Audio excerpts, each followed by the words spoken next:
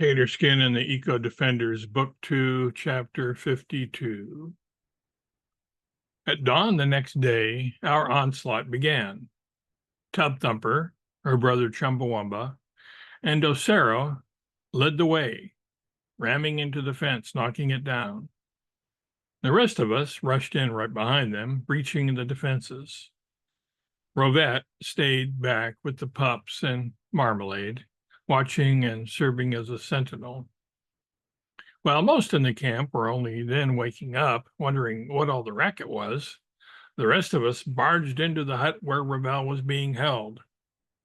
On hearing the commotion outside, both of Ravel's guards instantly yanked him off his cot and shoved him out the back door. We hadn't realized the hut even had a back door. Scarlet hadn't seen anybody use it, or she would have told us of its existence. So we went back out the front door, split into two groups, and then ran around to the back of the hut, one group going around the right side of the hut and the other in the opposite direction. In a not-so-instant replay of what had happened when he was first captured, Ravel was handcuffed with a guard on each side of him. Rory and Stripes voiced their anger over this with the most menacing roars I had ever heard. I growled myself.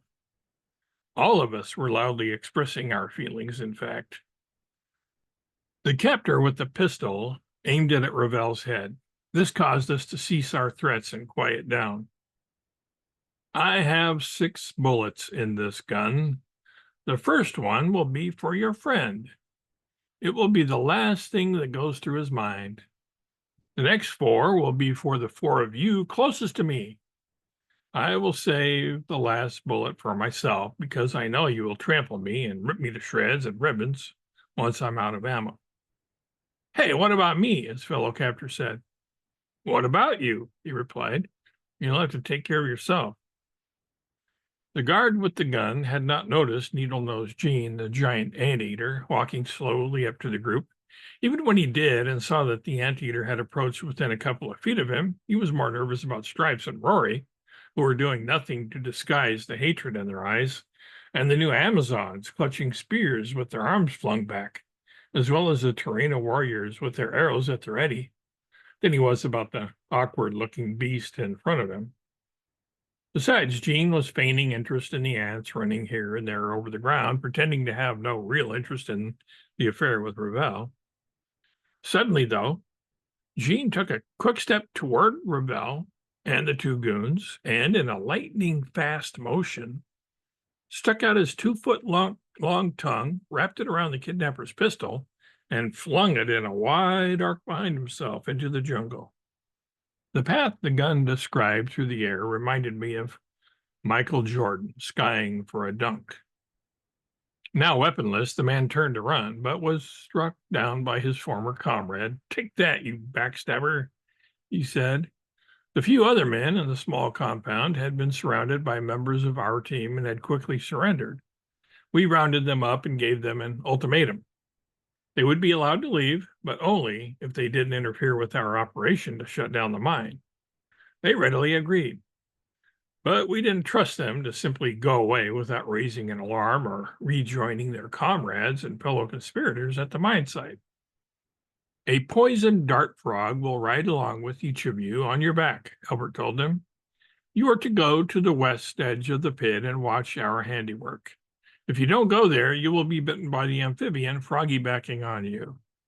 Also, if on the way you alert anybody about what has happened here, and that we are on the way to shut down the mine, you will, in that case, also be bitten by the poisonous frog. In fact, if you attempt to stop us or in any way hinder our efforts, you will be bitten.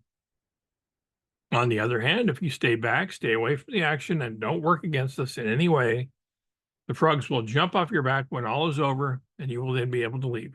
Understand? They said they did. We believed them. They had been giving us their rapt attention. And one more thing, Albert said. Once we have shut down the mine and you get away from here, you are to tell everybody exactly what happened and let them know the same thing will happen to anyone, anywhere within the basin who harms humankind, animal kind, or the earth. Is that clear? We knew it was clear to them, of course, and even if we told them not to tell about the events of the day, they would still do it. It's not something I could just bottle up. Many, perhaps most people, would not at first believe it. After all, a bunch of talking animals and Indians and new Amazons taking down a large mining operation? Who could imagine such a thing? We could. We did. And we would soon be a more formidable foe to the forces of ecological mayhem than ever before. Why? Not only had we gained in numbers, with hundreds of millions of animals on our side, as well as the Terrena warriors and the new Amazons, but the giganticizing of Draco and Rinky had given Alexis an idea.